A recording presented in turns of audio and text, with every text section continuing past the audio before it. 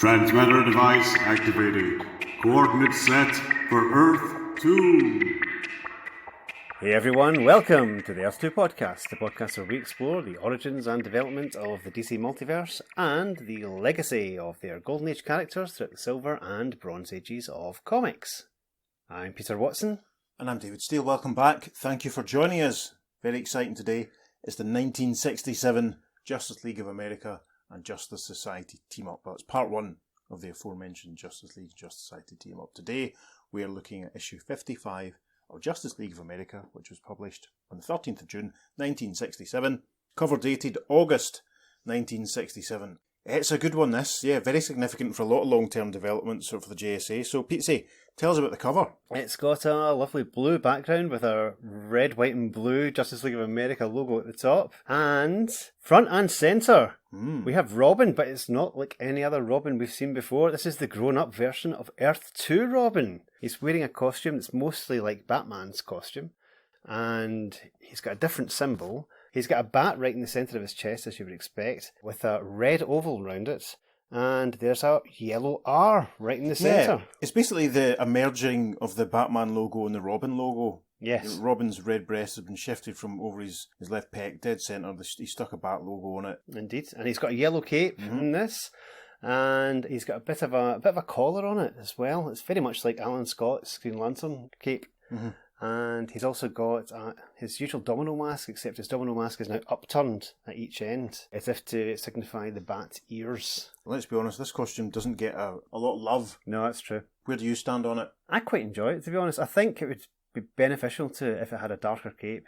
I think the cape is the thing that really drags away from it, but to be honest, it works for me. I can see it as an interim step. I like it a lot. It's Robin fulfilling his own destiny and becoming essentially a legacy character of his own. Years and years before all the various times that Dick Grayson has been Batman in the modern comics continuity. This is, as you say, it's an interim stage. It's almost like Dick is on his way to becoming Batman itself. I really like it. I mean, I like the yellow cape. I like the fact it all just looks slightly... It's such a combination of the Robin and Batman look. Yeah. A darker cape would have maybe swung it a little bit more towards Batman, but that wouldn't necessarily have been a bad thing, really. I don't know. It's weird to articulate why I like it. I mean, I recognise why a lot of people think it's crap and don't like it. Because it does look a bit of a fussed sort of hodgepodge sort of thing. Yeah. It's very of its time, and I think that's why I like it so much. There's one comparison I'd like to make as well, and that is, if you just look at his head with the mask and the collar coming up, it's very reminiscent of the first Earth 1 Nightwing costume. Yes. With the disco collar, as it was called, and obviously the more stylised mask. Yeah, that's definitely fair, and I wonder if if the Nightwing costume was influenced by this design. May well be. We'll never know, but you're right, it's a nice bit of synchronicity. Yep, but it's not just Robin, it's on this on this cover. Robin's actually punching out a bad guy, as you would expect. And in the background, there's someone who appears to be like an ancient Chinese warrior holding a mace and a shield, and he's pummeling Our Man, which is not good for the man of the hour. No. Also in the background, we have a chap with an orange top hat with a pound logo on it. He's wearing a monocle and a blue jacket, and he's taking down Mr. Terrific. Oh no!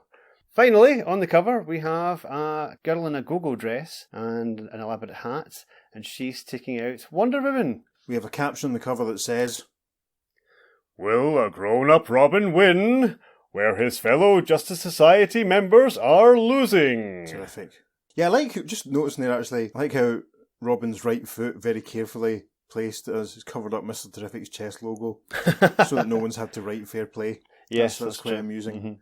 Yes, so who are these people that are fighting the Justice Society? You're going to find out very soon. Yes. So, straight in, and we have our opening splash panel, which has a big Justice League of America logo to the left, a little indicator that says the Justice League, and we get floating heads of Superman, Barry Allen's Flash, Hal Jordan's Green Lantern, and Green Arrow, which is nice to see. He wasn't in the last one, was he in the one before? I can't remember, but he certainly doesn't feel like a guy who's popped up too often in the team-ups. And then the other side of the logo, with a little indicator that says the Justice Society, and the floating heads of Our Man, Wonder Woman, Johnny Thunder, Mr. Terrific, Wildcat, Hawkman, and Robin. Now, Robin looks, the way he's drawn here and in the story, doesn't look quite as buff and grown up and mature as he does on the cover. No, that's true. But we'll talk about that further. The rest of the opening splash panel is taken up with the aforementioned gentleman in the blue suit and the orange top hat with the pound logo on it. The big ancient-looking Chinese warrior. The big burly guy who Robin was punching out, who's wearing a sort of green and black spandex outfit, and the sort of contemporary go-go girl. And above each of these 4 individuals, there's a black dot or a black sphere with sort of lines radiating from it. The guy in the blue suit's throwing money around. The girl in the go-go dress is carrying jewels. These will become relevant. So yes, the black spheres, pay attention to them. Now, at the bottom of all this, we have our credit box, which says art by Sikowski and Green, story by Gardner Fox, and then a caption box that says, 4 ordinary people struck by black spheres become extraordinary. So much so that not even the Justice Society of Earth 2 or their Justice League counterparts of Earth 1 knew how to handle the super crisis that struck Earth 2. Fantastic. So, into the story properly, top of page 2. Now, there is an awful lot of say what you see captioning in this story, which is probably going to save my vocal cords a little bit of explaining. In our preparation, I expressed my frustration and dissatisfaction with the say what you see captions. I think maybe because we've read a few stories that are kind of evolving a little bit beyond that now. It does feel a little bit, come on, Gardner, retro. Yeah, it gives, we're not that thick. We can see what's going on, I mean, there are several pages when you wouldn't even have to read the captions. You'd still be able to follow what's going on in the story. But we'll see how we go. Maybe Gardner was paid by the word. It's possible. I mean, who was editing JLA at this point? Julie Schwartz. Julie, right. Yeah. Julie's quite old school in that way as well, isn't he? So, our opening caption then for our first panel, JLA 55, goes a little something like this. Chinese bandit Hao Chu stands before a firing squad, sentenced to pay with his life for his crimes. Yes, we see Hao Chu tied to a post. He's a very large, well-built man, shaved head, moustache, or maybe he's bald. We can see the silhouettes of guns pointing at him, and there's a soldier, obviously in charge of the firing squad, and the soldier says, "Ready! Aim!" Caption for the next panel. Out of the sky hurtles a small black sphere. Yep, that's what we see, a little black dot appearing behind Hao Chu as the soldier shouts, "Fire!" An instant before the bullets reach their target, the globe sinks into the bandit's body, and... Yes, the soldier exclaims off camera, "Hiya! The bullets! Bouncing off him!" And we see Hao Chu looking very, very pleased, as indeed the bullets just bounce off him. He starts to break the ropes surrounding him. The caption of the next panel. With a snarl of utter fury and a blast of awesome raging strength, he rips loose his bonds. Yeah, we can see him snapping his handcuffs, and he starts punching out the members of the firing squad, proclaiming, "Fools! You are like straw men to Hao Chu. I am mightier than all of you." Fantastic. Don't mess with Hao Chu. So, a slow dissolve. Change of location. The caption for the next panel says, In Chicago, USA, stenographer Claire Morton is admiring a jewelry display when... Yes, we see Claire standing outside the jewellers looking in. We are sort of inside the jewellers looking out at her. We can see, necklaces and earrings and rings. She's a very fashionable, sort of short, side-shed haircut. She's wearing a steeler dress, clutching her handbag. She's a hand up to her face, and she's thinking, I wonder if I'll ever be rich enough to wear such gorgeous gems. And we can see her being struck on the shoulder by another one of those little black spherical dots. And she thinks, oh, what hit me? Caption for the next panel then says, As that eerie ebony is absorbed into her body, she uses her handbag to smash the window of the jewellery shop with a giant crash, and she thinks, why wait? I can take all the jewels I want right now. Blimey. Caption for the next panel says, In London, England... Sorry, I just had a friend's flashback there. In London! Sorry. We should have London Calling by The Clash playing in the background of this scene just to establish where we are. Indeed. Because that's the law. Of course. In London, England, business magnate Horace Rowland strides towards a bank when... Yes, we see Horace from the back, middle-aged man, dressed, in the way that Monty Python characters used to dress as businessmen and accountants back in the day. Bowler hat, very smart suit, carrying a briefcase and tapping a brolly. You can see he's outside the Bank of London. Bank of London Limited, that looks like. Okay. Mm-hmm. And Horace is thinking, if I put across that business deal, it'll make a handsome profit. And then we see just in front of Horace, bouncing off the pavement up towards him, it's another one of the black spheres. Horace thinks, hey, that black ball almost struck me. Next panel, top of page 3, he's now holding it in his hand. Close up, we can see that it's radiating, and he's peering closely at it, thinking, it's warm, pulsing, as if alive, and it's entering my skin, becoming a part of me. I have such a strange feeling, as if I suddenly gained fantastic powers. Caption for the next panel. In a matter of moments, Roland absorbs the blackness, rushes into the bank vault, and... We see Horace ripping open the vault of the bank, thinking, why should I bother making money legitimately? It takes too long. There's a fortune waiting here for the taking. As one bank guard has attempted to cosh Horace in the back of the head with a thud, but it doesn't work. The bank guard thinks, Can't stop him. We have another change of location now.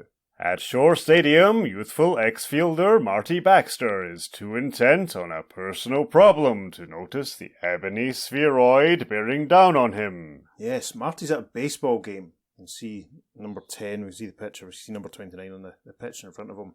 Marty's wearing a brown suit, we see him from the back. The black sphere falling down towards him, and Marty's thinking, I'd be out there batting in this World Series if I didn't come up with arthritis, making it impossible for me to swing a bat. He's obviously been struck by the black dot. We can see, actually, it looks like it's merging into his ear, which is quite painful, I can imagine. In the next panel, he's thinking, What hit me? My arthritis pain gone. I feel like a new man, bursting with power. Caption for the next panel.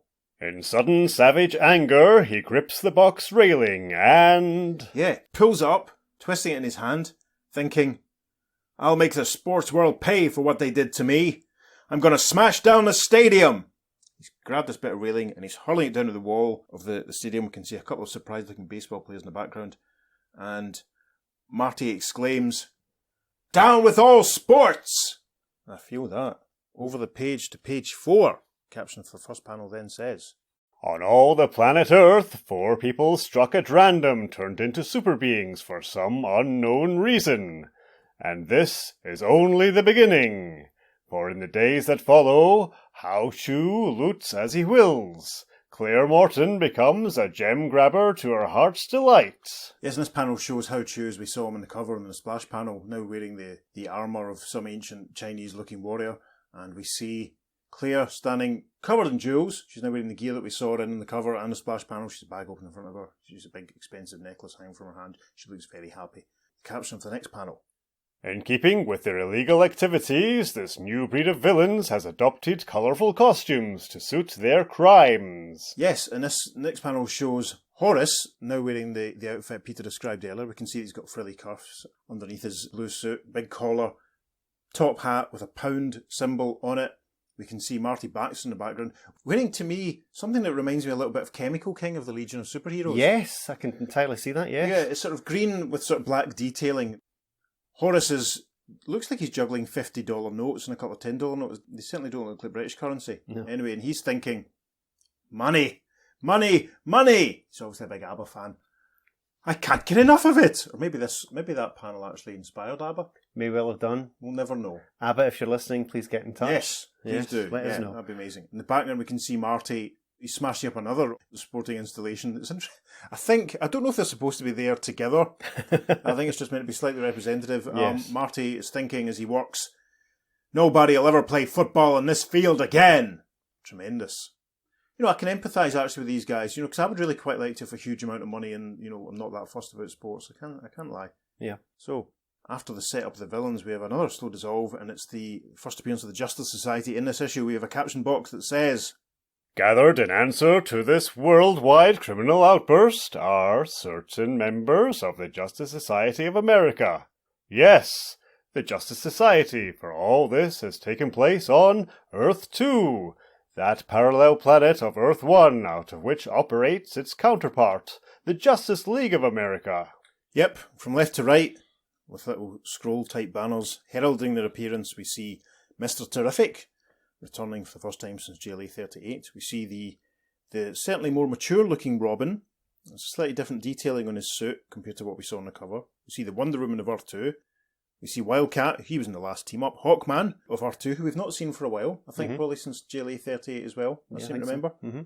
And my old mucker Rex Tyler, the Hour Man. He wasn't in the last one. Nope. I don't think he was in the one before that either. Nope, good to see him back. And was he in the one before that? So we probably haven't seen Rex since he was last in the showcase.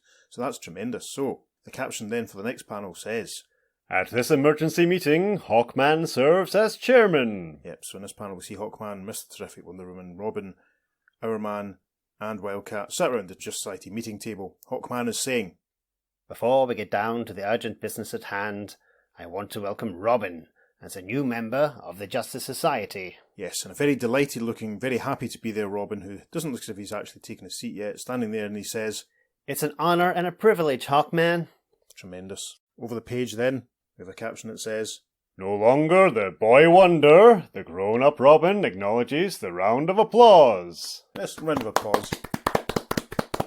Yep. Dick's being applauded by his teammates, and he says, First of all, I want to convey Batman's best wishes. Though he's in semi-retirement, he still goes out in special cases, which is what's keeping him from attending this meeting.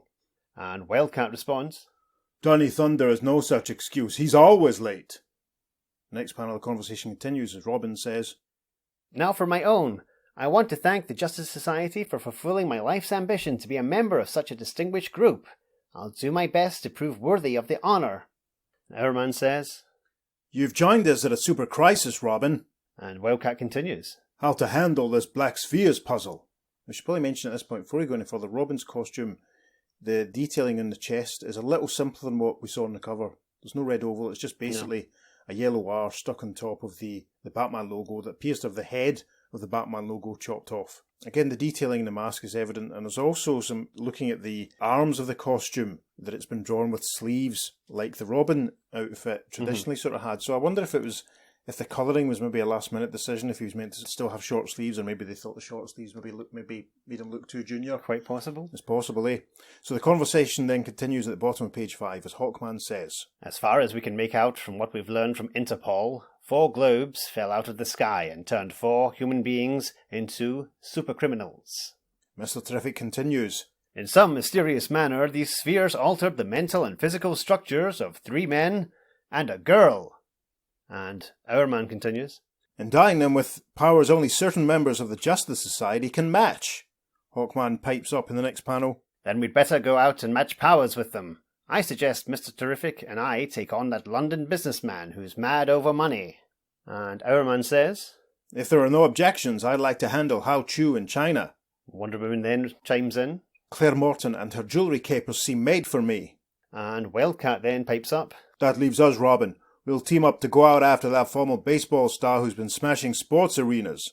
Robin finishes this little discussion by saying, That suits me. I'm a rabid sports fan and would like to put an end to his game. Terrific. So, caption for the final panel on page 5. As our man swallows that miracle pill that gives him supercharged energy for 60 minutes, Wonder Woman takes off in her robot plane, Robin and Wildcat in the Batjet, and Hawkman wings it with Mr. Terrific. Yes. I love the fact that basically Hawkman's just carrying Mr. Terrific on his shoulders. Yeah, It's like they're at a it's gig. bizarre. It's like they've gone to see a band and Terry's climbed up on Carter's shoulders so he can get a better view. Outstanding. So we arrive at the top of page 6. Caption for the first panel says, Within an hour, the Batjet arrives at Cortez Stadium in Mexico. Yep, should point out at this point that the Batjet also has a very big stylized R with yellow bat wings logo on the top. Obviously, Robin has taken possession of some of Batman's hardware as well as the costume. From inside the bat plane, Robin says, The Pan American Games are scheduled to start here tomorrow, Wildcat. From the smashed stadiums Baxter's left in his wake, I'm betting he'll show up here next. Landing, the Justice Society duo begins a search for its quarry, the Tens, when... Yes, we see Wildcat and Robin coming upon Marty at the swimming pool at the stadium. You can see the starting blocks for anyone diving in. As Wildcat and Robin rush forwards, Wildcat says, There he is, blowing the water out of the pool with one puff of breath. Robin says, Let's take the big blowhard. Yeah. Should mention as well that there's a big swoosh sound effect as the water is displaced by Marty's efforts. It's quite, if he's upsetting people swimming, I'm not into it. I've changed my mind. I'm fully against Marty. The next panel then, there's some very helpful say what you see dialogue from Wildcat and Robin. We see Marty gesturing his arm, almost looks like the Flash's windmill routine, and Wildcat and Robin go flying as Wildcat says, He's waving an arm at us, but not as a sign of greeting. It's causing the ground to rumble below us like an earthquake. Yeah, okay, so that's interesting. Reminds me a bit of Major Disaster in some ways. A little bit, yeah. Okay. In the next panel, you see a grinning Marty as Robin and Wildcat rush towards him. Marty says, Well, look who wants to play. The Cheerful Fearfuls. Robin says, You won't make jokes when these fists knock you for a goal. And then he thinks, I may be older, but I'm still a punster at heart. he wouldn't have said that. That's like me saying, I may be baldy now, but I still enjoy, I don't know. It's not something you don't Still enjoy the smell of a good shampoo. Yeah. I don't know. Well, I do. That almost suggests has he become older overnight? I don't know. Anyway, but I get what they're doing. It's a slightly clumsy way of saying, don't worry kids, this is still the same guy that you know. Final panel of page 6 shows Wildcat and Robin punching out Marty, and Wildcat's thinking, not even in my days as a heavyweight champion of the world did I ever land a harder blow. Some giant whack and thunk sound effects. At the top of page 7, the caption for the first panel says, But the smashing sportsman can shake off knockout blows as a wet dog shakes off water. Yep, this panel shows Marty grabbing a hold of Robin, grabbing hold of Wildcat, lifting them up into the air, and he says, you know, I feel let down by the Justice Society. They should have sent Superman after me. Or even Dr. Fate. So Dr. Fate's not in the story, but he gets a mention, so that's nice. Mm-hmm. The next panel shows Marty just basically... he's just sort of holding on to them and... Spinning them around. Spinning them up, round and up and down, and it doesn't look very pleasant. And as he's doing this, he's saying, I'll wind this up right now. And the next panel shows him throwing Wildcat and Robin away. They're crashing into the wall. We can see sort of some of the clocks for the timing of the sporting events around them. And as they collide into the wall of the stadium, Marty says, score another success for the Smashing Sportsman. That must be his supervillain name. Yes. The Smashing Sportsman. Indeed. Interesting. So he's literally a man who smashes sports rather than the British sense of a sportsman that's really good. Really good. Yeah. Yes. Interesting. So smash it. The sort of thing Horace would say, you're a smashing sportsman. So, caption for the next panel on page 7 says, Catapulting outward from the wreckage, the masked manhunter hurls his fist like a projectile. I like that. Robin punches out the smashing sportsman, saying, You aren't the only one who can ride with a punch, Baxter. This punch obviously sends him flying because Wildcat then takes a turn, and Wildcat says, caught him on the fly. Now, Robin looks very juvenile in the final panel of page 7. Pete commented that in our preparation that his leg looks as if it's bare. I mean, it looks basically very much just like the Robin costume with the main part of it coloured in grey, doesn't it? And the top part definitely looks more like a tunic as opposed to the Batman unitard or whatever you want to call it. Yeah. Top of page 8, Marty's on his back on the ground, Wildcat and Robin bidding towards him. And again, Robin does not look like an adult. No. I mean, it could be a late teen, maybe. I don't know. He certainly looks older than Robin. You would expect to see him, but no. Yeah. Very interesting. And again, the sleeves are very evident on his arms. It's interesting. Mm-hmm. Okay, so Marty's on his back as Robin and Wildcat bound towards him, and Marty's saying, I thought you guys were setups, but I'll straighten you out quick enough. Punched out Robin in the next panel, saying, you used to be known as the boy wonder. Now you're the grown-up groaner with a swat. Punches Robin, who groans, basically. And the next panel, Marty punches Wildcat with a big concussive burst. And he says, and that's my way of taming a wildcat. Caption for the next panel. Atomic-powered fists explode up and down the bodies of the Justice Society pair. Yeah, it's just a little montage of Marty punching Robin and punching Wildcat, essentially. Generally beating them up. Yeah. Atomic-powered fists. Interesting. And as he's getting stuck in, Marty says, maybe I ought to take your places in the Justice Society. A trade like they make in the major leagues. Me for you two has-beens. Or maybe I'll start my own gang. He does have a big cheesy grin on his face as he He's beats loving them it, up. isn't he? Top of page 9 then. The caption says... Then... Not the hardest caption Peter's ever had to do in the many years that we've been doing this now. This panel shows Marty dragging Robin along with the cape and Wildcat along with, I suppose, the scruff of his neck it must be. And Marty's saying, whatever that black sphere was, it just about made me invincible. He's thinking, I wish the JSA would send more superheroes to test me. The way I feel now, I could take them all on and trounce them. Panel 2 of page 9. Bit brutal. Marty uses Robin as a blunt instrument to cause some more damage. Still dragging Wildcat along, and as he swacks Robin against some wood, Marty thinks, meanwhile, I've got some more stadium smashing to do. Gosh. That's brutal. That almost echoes the kicking that Jason got in the Death in the Family. Indeed, yes. Maybe that inspired. That was inspired by this. Yeah, it's possible. We're going to fight. If someone gets told to hush, I'll be very concerned. Right, we have a slight change of scenery again here, and the caption for the next panel on page 9 says, While an unconscious Robin and Wildcat are setting their lumps, Wonder Woman is flying over Chicago. Yes, we see Wonder Woman in her invisible robot plane, and as it's flying along, she thinks, according to my shortwave radio, the Gem Girl, as Claire Morton now calls herself, has been spotted looting the African Diamond Collection in the City Museum. As long as I'm right over the museum, I'll personally drop in on her via the wind currents of the Windy City. The next panel, she's inside the museum. We see a giant dinosaur skeleton in the foreground. We can see the Gem Girl, Claire, in the background, standing in front of a display case. Wonder Woman's running towards her with her lasso out, and Claire is thinking, Ah, real competition at last. Here's my opportunity to display my newfound powers through my gems. Pearls are fancied in gem lore to have the ability to give life. So I'll animate old Boney here and let him handle her. Yep, it's a bit say-what-you-see dialogue from Wonder Woman as she says, Merciful Minerva, that dinosaur skeleton's come to life. And yep, the dinosaur skeleton that we mentioned a second ago, with a snap, has grabbed Wonder Woman in its jaws. Gosh. I know, top of page 10 with a giant swat sound effect. Wonder Woman punches out some of its teeth, freeing herself, and she says, That ought to rattle its bones.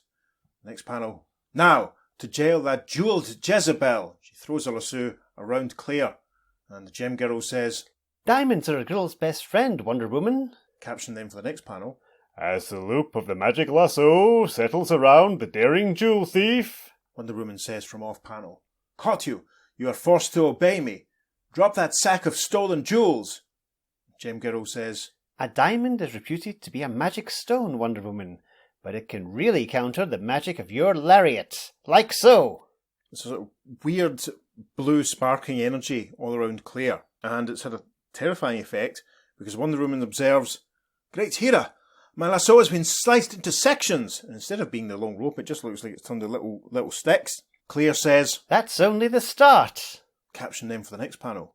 turning strong as steel, the rope sections pound its owner. Yes, a very dynamic panel of Wonder Woman being struck by the segments of her magic lasso, and as she's being struck, she's thinking, My Amazonian strength getting weaker and weaker. A tiny caption that says, Continued on the second page following. We resume, top of page 11. Gem Girl has grabbed Wonder Woman by the wrists and says, You might as well know, Wonder Woman, that my amethyst pin not only possesses the power to protect me from harm, it also ensures victory over my enemies. Yes, and there's a little detail of what looks like a bit of a purple glow coming from a badge or a pin on Gem Girl's left collar. The next panel, she's lifted Wonder Woman up over her head, swinging her up, and she says, You can't argue with dual lore, or Gem Girl's law. And the next panel, she brings Wonder Woman down with a crash in front of some sort of statue dummy type things of some pirates by the looks of it. The next panel, Gem Girl swings Wonder Woman up by the wrists again, slamming her against the wall, and Gem Girl says, Ready to quit? Say the word and I'll stop. Never, says Wonder Woman. That's not the word. Caption for the next panel. Barely conscious, the stout-hearted girl from Paradise Island rallies for one more attack. Yes, Wonder Woman recovers enough to launch herself away from the wall, punches out Claire, saying, I'm not beaten yet.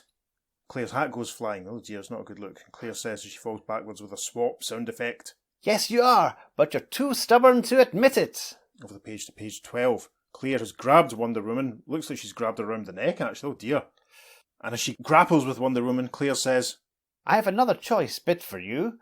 The carnelian bracelet I'm wearing fills me with extra energy and strength, so I can go on fighting like this indefinitely, getting stronger and stronger by the minute. a giant thwump and a big burst of pink concussive force. Wonder Woman looks dazed as Claire hurls her to the ground.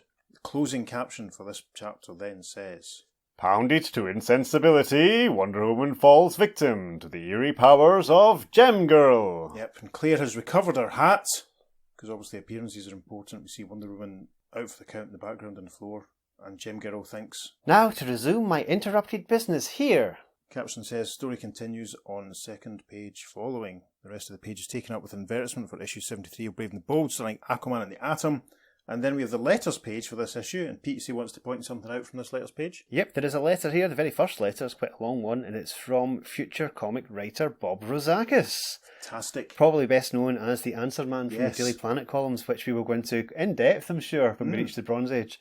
And basically, he is talking about his disappointment in GLA 52, saying that the Justice League all fought their foes as individuals and didn't really do any proper teaming up. So it's more like solo stories for all of them. Which is kind of like how the Justice Society started in All-Star Comics. So, yeah, interesting commentary there from Bob. As I said, we'll definitely be covering some of his stories later on, and definitely be talking about the Answer Man column. I really used to enjoy the Answer Man. Oh, me too. Because, yeah. you'd get people writing in with interesting questions that you would give a reasonable, just simple facts that maybe someone didn't realise, but then you'd also say something like, how much is issue 59 of so-and-so worth? Yeah. And he'd reply, 20 cents in good condition. In good condition, yeah. It was always in good condition. Yeah, so they're always quite funny. And you could just sense the disappointment of the reader going, Yeah. Bob sort of thinking, I've got better things to be doing with my time. Ask me a better question. So yes, we will hear more from Bob Rozakis. Bob, thank you for making your Earth 2 podcast debut. Right, now we arrive at the top of page 13 of the story, and a big opening caption box that says, The Super Crisis That Struck Earth 2, Part 2. And the caption for this first panel says, Halfway across the world, in a London banking establishment. Yes, and we see Horace at the front of the panel, putting huge big wadges of cash into an open bag. He looks very Batman villainy, doesn't he? Yeah. Batman TV villain with that top hat with a pound on it and Yeah. the suit and the frilly cuffs and stuff. We can see piles of coins on what looks like a bookcase behind him. There's a chandelier in the background, many columns. It's obviously a very fancy London banking establishment. The Winged Wonder and the Man of 1,000 Talents have arrived in the background. Hawkman says, There's the Money Master, helping himself to all those pound notes. and Mr. Terrific says, I'll give him a pounding he didn't expect. yes, emphasis on pound. Mr. Terrific taking Robin on at his own game there, and beating him, quite frankly. The caption then for the next panel. Mr. Terrific, who has mastered every wisdom, every physical ability known to man, hurls himself upon the financial felon. Yep, Terry strikes a massive big left uppercut at Horace's face, as we get the now traditional for this comic burst of pink concussive force. We can see some money falling to the ground around him. Horace doesn't feel a thing. He thinks, he's fighting a losing battle. By planting my feet firmly on this marble floor, I am able to absorb the very quality of marble into my body. Mr. Terrific recoils in the next panel, clutching his fist, saying, Yow! My fist, throbbing with pain. His jaw felt as if it had been turned into stone. In a matter of speaking, it did, says Horace, calling himself the Money Master now, of course. And we see in the back of this panel, Hawkman is moving towards Horace, but Horace is reaching up to touch a clock that's on the wall. The next panel has a sort of crack and zzz, electrical sort of sound effect. And as the Winged Wonder strikes at Horace, Horace says, just as by poking my hand into this electric clock, my body can absorb the entire electrical energy of a power plant. Hawkman says, You don't think that boast will make me keep my hands off you? but then, Yeah! yes, a big burst of electricity in the final panel of this page as Horace strikes, saying, fortunately, you're not touching the floor, or your body would be grounded, and you'd die a shocking death. Top of page 14, Hawkman is still gripped in the thrall of the electrical shock, and he says, I can't let go. I Can't Let Go was a big hit for the Hollies in the 60s. Round about this time? Round about this time. Actually, Okay. genuinely, it's a really, really good song. Perhaps it's inspired by this I very wonder story. if it was, and I mean, and this isn't one of my menswear jokes when I say that. No. An unusual phrase that sounds a bit like, well, that could be a menswear B-side. Genuinely, the Hollies had a hit single called I Can't Let Go. So, as Hawkman writhes under the electrical onslaught and says that he can't let go, Horace the Money Master says, eventually you will, but you'll be in no condition to realise it.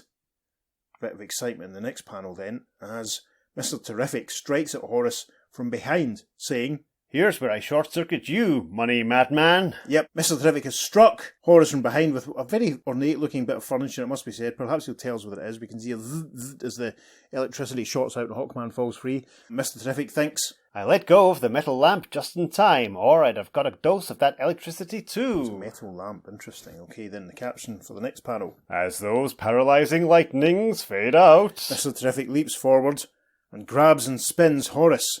Mr. Terrific says, Your ill-gotten gains won't do you any good now. And Horace, as he goes flying into a bookcase full of coins, says, "Maybe my purloined profits won't help me, but the rest of the coin in this bank will." The crash, he collides. The coins go flying over the page, top of page 15. Horace is now on his knees amongst a pile of coins, and he's saying, "Thanks to you throwing me in among these coins, I've made control with them, enabling me to use them as guided missiles." And he's gesturing with his left hand, and the coins are starting to fly up off the ground. The next panel shows Mr. Terrific and Hawkman being struck by the penny projectiles, and Mr. Terrific's his hands up over his face saying, "These flying coins stopping us cold." Hawkman says, "Can't make any headway." In the next panel, we see that Horace is gesturing up towards a big fancy crystal chandelier that's hanging from the ceiling, and he's now saying, "Having absorbed electricity from the clock, it gives me control over all the electrical objects in the bank. Chandelier, make like a bomb!" And with a giant crack in the next panel, the chandelier falls on the ground and takes out Hawkman and Mr. Terrific. Horace stands over them in the next panel, saying, "Ha ha ha ha! These two great Justice Society crime fighters knocked out, and I've hardly begun to fight." Blimey. Scene change now at the top of page 16. On the other side of Earth 2, along the well-travelled Silk Road between Lancho to Kashgar. Yep, we see Hao Chu, and he's basically holding up a big fancy old car. The driver of the car is getting out, and so with a couple of other slightly stereotypically drawn Chinese people. Hao Chu, with his big spear and his shield, is saying, "Out of the car! I am taking your bags of gold!" One of the people getting out of the car says, "Mercy, Hao Chu!" In the background of all this, it looks maybe like he's flying actually. We can see a yellow and black outfitted figure arriving on the scene. Hao Chu very helpfully tells us what's going on in the next panel. As he sees our man approaching, he says, "Hi, leaping devil, come stop the great Hao Chu! My spear shall stop him!" Yep. Hao Chu draws his spear back as our man runs towards him. The next panel, he's thrown the spear, it falls in front of our man with a thunk, and the man of the hour proclaims, "Your throw fell short!" "Of course! To hit you, too easy!" The caption for the next panel then says, As the ancient weapon thuds into the ground, it glows, sends up a column of supernal brilliance into the sky. Yes, the slam sound effect. The aforementioned bursts of energy radiate out from her. Rex recoils, thinking, "Ran into a column of solid light." He's down on the ground in the next panel, reaching for the car in front of him, and he thinks to himself, "My super-energized body's still charged up enough to show him some super-powered stuff of my own." Over the page now to page 17. Lifting the touring car like a toy. Classic. Superheroes throwing cars at bad guys, that's what it's all about. Our man throws the car, which knocks over Hao Chu, and in the background a couple of the Chinese passengers in the car, while the driver says, "Our car wrecked." And one of the passengers says, "A small price to pay to save our gold." So there's a giant kablack sound effect as Hao Chu goes down in the foreground. The next panel, our man is thinking, "Time's running out on me. I'd better double up on my fist action." You see him punching up at Hao Chu. To his intense amazement, the Chinese bandit rises high into the air. Yep, see what you see. Rex says, "Wow, did I sock him that hard?" As Hao Chu goes flying upwards, Hao Chu is drawing out his sword, and says, "Prepare to die, foreign devil." and then with a horrible bit of stereotyping as he falls back down towards our man with his sword drawn, he says, "I make chop suey out of you." bottom panel of page 17. Hao Chu goes to strike our man with his sword, but Aye, you real devil! No man able to break my blade with fist. yes, the sword shatters with a skreek sound effect, and our man says, "I'm just as tough in defence as I am on offence." Top of page 18, first caption says, With a cry of fury, Hao Chu lifts an arm, rotates it. yep, see what you see, spinning his right arm, and he says, Now I know you, devil. I use special power to overcome, devil. Hi! "The devil you say," replies our man. The caption for the next panel then, Instantly, the very air around the tick-tock man forms a vortex of swirling fury. yeah, this is great. As Hao Chu gestures and spins his hand, our man starts to spin and rotate as well, thinking, "Can't break free of whirlwind." The next couple of panels show him burrowing down into the ground, and as this goes on, our man thinks, "It's boring me into the ground. Not even my miracle pill can help me here. How far down is he going to send me?" We then see our man totally subsumed into the ground, just his head and his collar poking out. How Chu stands over him, pointing down, laughing, saying, Ha ha ha ha! Ancient Chinese torture! I leave you like that. Go rob someplace else. Our man is thinking, at least he stopped the whirlwind. But even if I do manage to get out of here by that time, How Chu will be far gone. Wowza. Top of page 19 now. Meanwhile, in the secret headquarters of the Justice Society of America, where Johnny Thunder, having arrived too late to go on assignment, impatiently awaits the return of his fellow members. So we see Johnny standing in front of the eagle mascot of the Justice Society, looking at his watch, saying, "What's keeping them? Where'd they go? Maybe they can use my help." Caption then for the next panel. At long last, the door opens and... Very dishevelled Justice Society enters. Johnny says, "You're back, but look at the shape you're in." Wildcat says, "We're lucky to get back here alive." Robin says, "We tangled with super criminals that none of us could overcome. Mr. Terrific contributes, My timing was way off." a little bit of time has passed. The caption for the next panel. After their stories have been told... This is a very, very funny panel. Wonder Woman's got her head down on the table, Robin in the background looking totally done in, Wildcat with his costume torn at the sleeve, Mr. Terrific the same, Hawkman looking very thoughtful and pensive in the front, and Johnny is saying, "You should have waited for me. Me and my Thunderbolt would have trounced them. Maybe it's not too late. I'll send Thunderbolt out after them." "Say you!"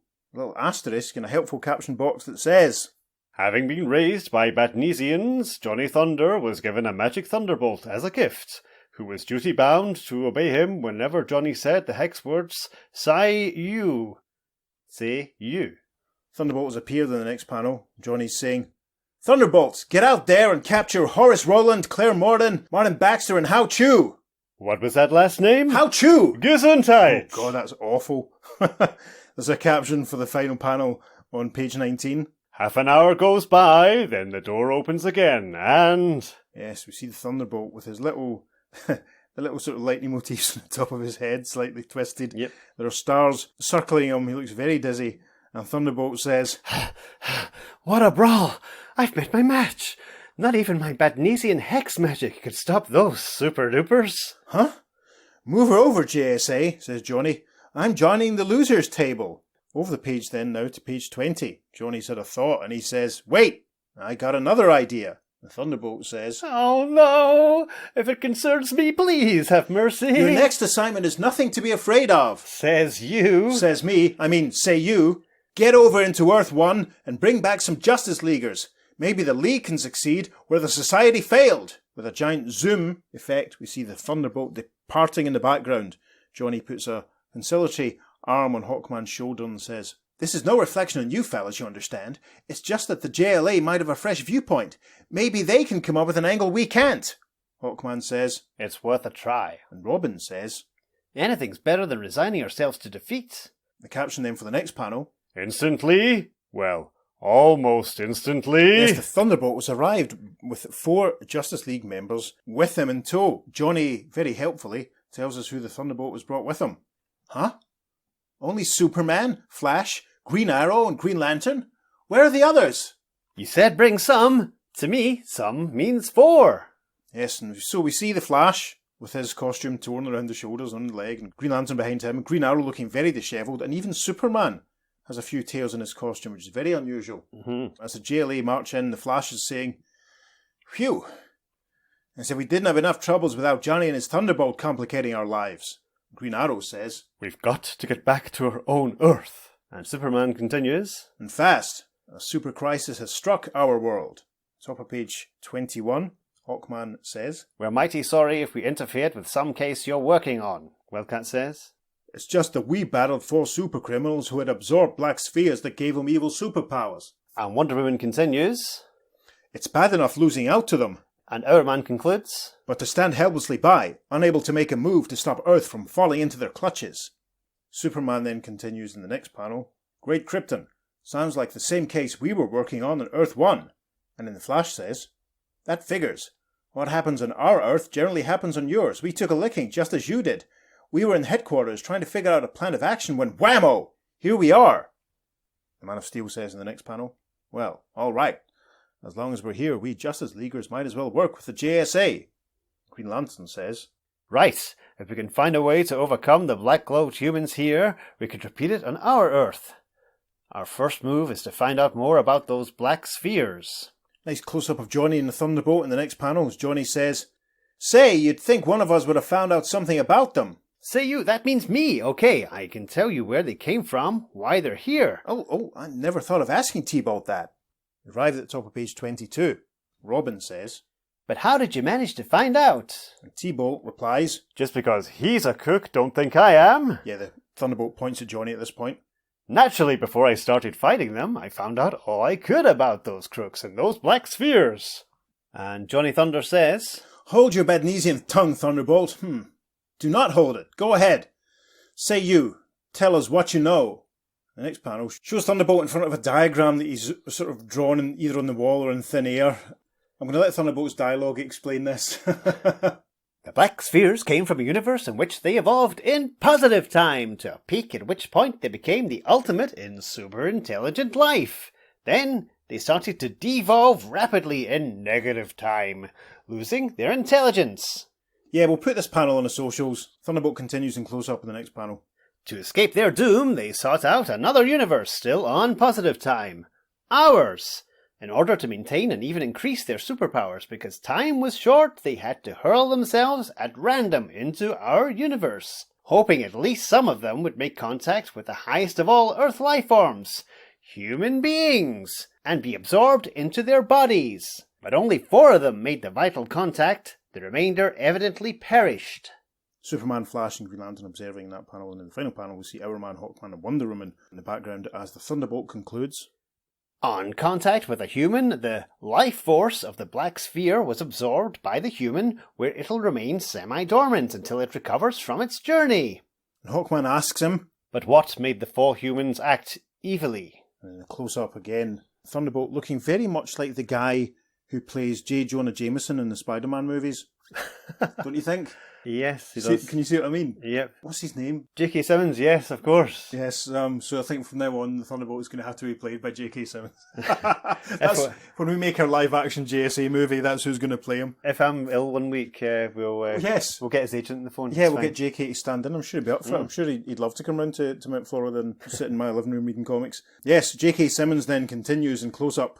Strangely enough, the chemical union of alien and human caused an evil reaction. The 4 humans found themselves forced to carry out their secret wishes in a criminal manner. Eventually, when 4 alien super beings awaken, they will be in full control of their human hosts. Blimey. The final panel then of this issue has all of the assembled superheroes looking very concerned. Hawkman says, It was bad enough before, now it seems doubly hopeless. Wonder Woman continues, Well, we have one thing going for us. We have a double team to fight them now. And Hourman chimes in, We should sympathise with their battle for survival, Green Lantern says. But not when our own survival is at stake. And Robin concludes JLA 55 by saying, Man, I sure wish I knew how this is going to turn out. and a closing caption which then says, So say we all, Robin. But to find out how the Justice Heroes cope with this super crisis, see the next issue of Justice League of America. The end. Well, that was breathless. Yes, a lot of stuff happened very quickly. Rattled through that issue. I'm stunned at how quickly we got through that. A few things I want to comment on straight away. Yes, is go for it. the idea that the Black Spheres turned them all evil. Well, How Chu obviously was pretty evil in the first place, considering he was being executed. Yeah, he was facing a firing squad. And was Horace already thinking about embezzlement? Was Claire already thinking of, well, you're right. I mean, he must have been a nasty. I don't really have too much to say about it. The artwork was nice. Sid, as I remarked the last time, Sid Green does wonders for Mike Sikowski. There's some really great standout panels, Yep, a nice mix of heroes. Interesting, as we remarked at the time, just going through it, how Robin looks older and younger in certain panels. A very simplistic story with a lot going on, but the say what you see captioning and dialogue meant, to be honest, I found it a little bit unsatisfying. Yeah. Not the chewiest, shall we say? Yeah, true. I don't really have too much to add. Again, it's very much, as has been the case for a couple of these JSA JLA team-ups, is that part 1 is very JSA focused. Yes. I mean, the JLA literally just turned up at the very end. Yes. Not of their own accord. But yes.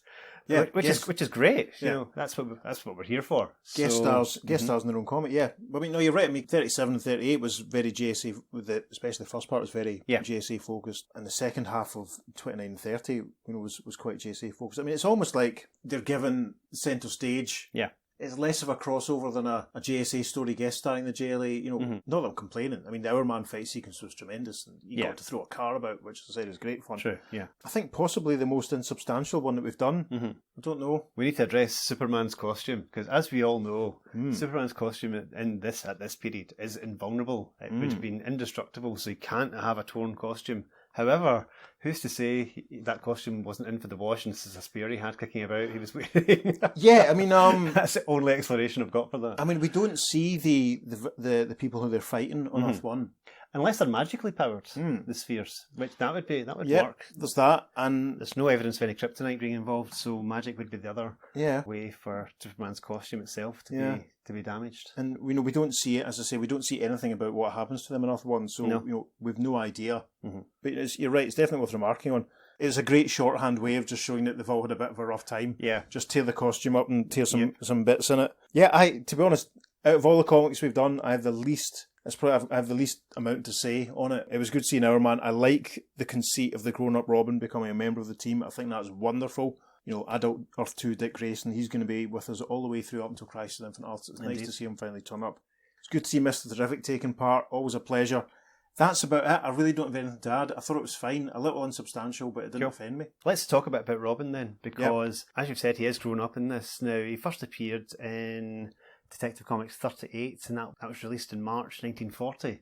Now, looking at the age, he would have been then the youngest age I've seen kind of mentioned for Robin when he first appeared is 8, which again is really on the very cusp. young, It's isn't very it? young. Yeah. But say it is 8, right? That means he's born in 1932. So what year is this? This is 67. Okay, cool. So he's about 35 35 at this point, yeah.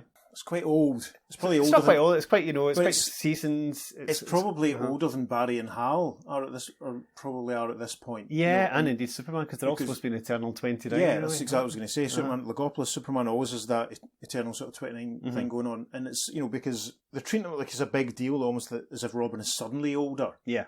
And I suppose that's how it would make sense to the reader. They would suddenly see Robin as an adult. And he would have to be sort of, early to mid-30s at the absolute latest. It's interesting. I mean, there is that issue of All-Star Squadron when, they all get zapped and basked and sort of, that's way in the future. So we can't really refer to that just now because it's a cheat. Yeah, just going on the evidence we have at the moment, they're all aging in real time. Yeah. At the present evidence that we have, everyone's aging in real time, and there's no extra longevity in anyone that we're aware of. So, yeah, it's really interesting to see that happen. Yeah, I mean, but you're right. I mean, he is still treated almost though like he's a bit of a juvenile, and certainly there is a slight discrepancy in the way that he's drawn. In the final panel, he looks adulty enough. But the panels where him and Wildcat are first fighting Marty, he just looks maybe like an older teenager or a young man at best. It's interesting. I mean, I wonder how much thought was actually given to that accuracy, because the thing is, by the time you see him later on, especially in the 80s stories where he appears, there's a bit of grey hair coming in, a few more lines in his face, so he's made to appear a little bit older. Maybe a little bit more accurately sort of represented. Yeah, it's almost like they kind of fudged it in a way, but you're right. I mean, he probably looks and has been drawn younger than he probably actually is. Shall we move on to the reader reactions from the time? Yes, very much so. So the first letter is from issue 59 of Justice League of America, and it goes like this. Dear Editor, I'm always loath to comment on the first part of a JLA JSA crisis tale, for in order to properly analyse the story, both parts are needed. However, I'm willing to make an exception this time due to unusual circumstances. For one thing, the art was unsurpassable. Hardly unusual when coming from the Sikowski Green team, but what amazed me was how they could get so much beauty out of so little plot. Yes, Mr. Fox left much to be desired. The plot had lots of action, but it boiled down to JSA is defeated by 4 supervillains. They ask the JLA for help, only to find them in the same straits. Yeah, I would agree with that. What you had was the introduction of a menace, a few fights, and then everything was left for the ensuing issue. I only hope that Part 2 is so exciting, startling, and original that my present opinion gives way to paeans of praise. I have mixed feelings about your choice of society members. By replacing the omnipresent Batman with his youthful successor Robin, you clearly avoided incurring my wrath. All right. Of course, I wasn't too tickled by the fact that he was modified to look Batmanish on the cover, but play your little games if they make you happy. Oh my God. This guy's, right, okay. This guy's the sort of guy now that I would just instantly mute or block on Twitter, or would roll my eyes at and send a screenshot to you with a swear word if I saw it on a Facebook Indeed, comment. yeah. The appearance of the Golden Age Wonder Woman, now wearing the sandals the modern Amazon wore before she exchanged them for the old boots, served to confuse me more than ever. Oh dear. The belated appearance of Johnny Thunder and his wacky hex bolt is always a treat. For the rest, I don't know whether or not it was a coincidence, but nary a one had what you would truly call a superpower. They all had super skills. This made the tale a treat for all us fight fans, open brackets, POW, but I prefer less emphasis on the fisticuffs in the future, with more stories where our heroes have to rely on their brains to escape clever traps and solve intriguing mysteries. It seems in the Golden Age all one needed to become a superhero was a costume, and a good right to the jaw, open brackets, sorry about that, Wildcat. Well, It's true, though. yeah, that's the whole point. That's Yeah. why people like the Crimson Avenger and the Guardian and original Sandman and, Wildcat and Mr. Terrific are so resonant, because they were just good guys doing the right thing. Yep. Oh, this guy's pissing me off. I'm having more of a response to this letter than I am to the story. Right, so this letter continues. The Justice League itself was rather slighted this issue, making a sort of guest appearance in their own mag. Well, there is a precedent. We've talked about this. Your JLA choices were none too original. The overexposed Soupy, Flash and GL, and lo and behold, Green Arrow. You could have fooled me. The way you treated him in Aquaman, I'd have sworn they retired. Well, that's a fair point, probably, actually, but Ollie at least. On page 20, you show Superman's indestructible super costume in shreds. Yep. It's things like these that keep me awake at nights. Hopefully next issue's suit will reveal that he is tangled with things magical or Kryptonian, whatever it is. It better be good. The Man of Steel has to send his suit to Kandor for repairs, and you know the exorbitant prices those foreign tailors charge. As long as I decide to refrain from commenting too much on this issue, hurrah, I feel I should mention that I missed the extra page for this issue, the letters page extra, I should say. I was thrilled to find that I made a turkey howling-wise in your column, letter-wise, and it makes me want to ask myself, doesn't anyone else write terse, concise letters to Editor Schwartz? Oh yes, before I forget, your covers look much better since you've eliminated the go-go checks. No, they don't. Sacrilege. Now, if you'd get rid of this new logo and replace it with the old JLA shield, the covers would look even better. All right. Who called me a kvetch? What's a kvetch? Anyway, that's from Leonard Rosenberg in the Bronx, New York. So obviously I should have been reading that in a different accent.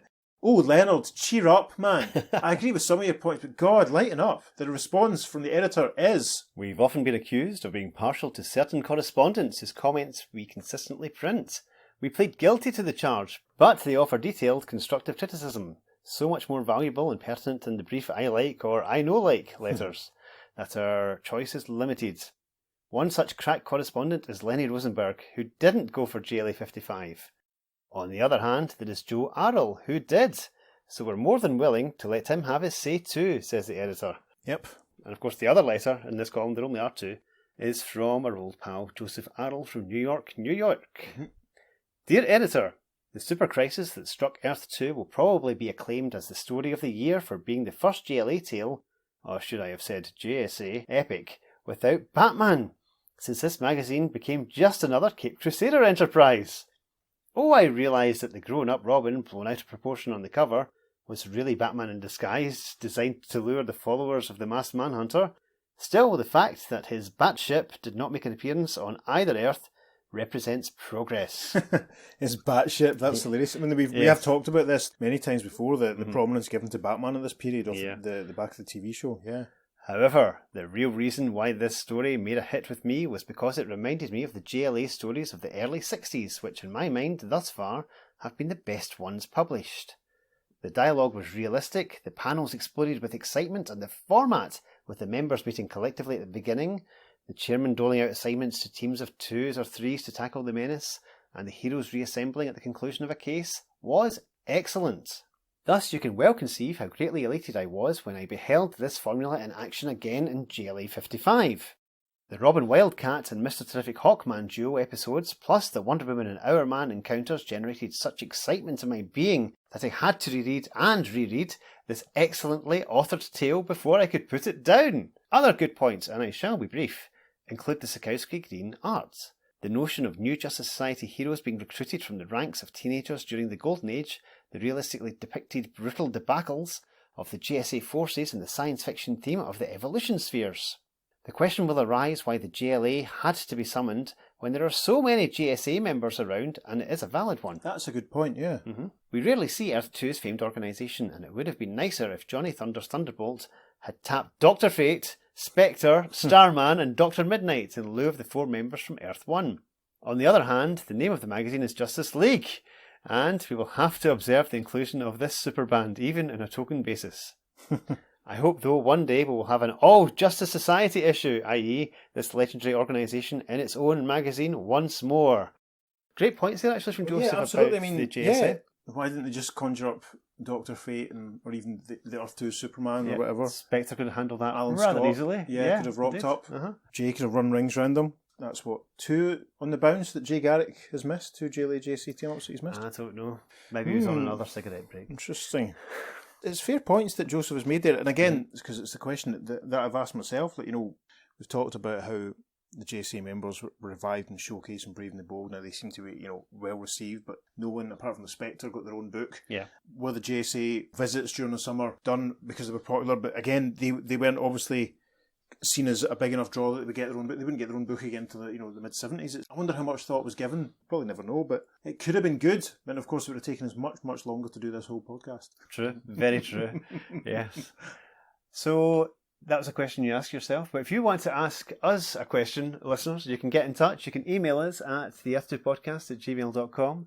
Make sure you follow us on social media because there will be a lot of classic panels going up from this issue because there are some really, really nice panels. And of course, that amazing Thunderbolt diagram that explains everything. Yes. Will be going up.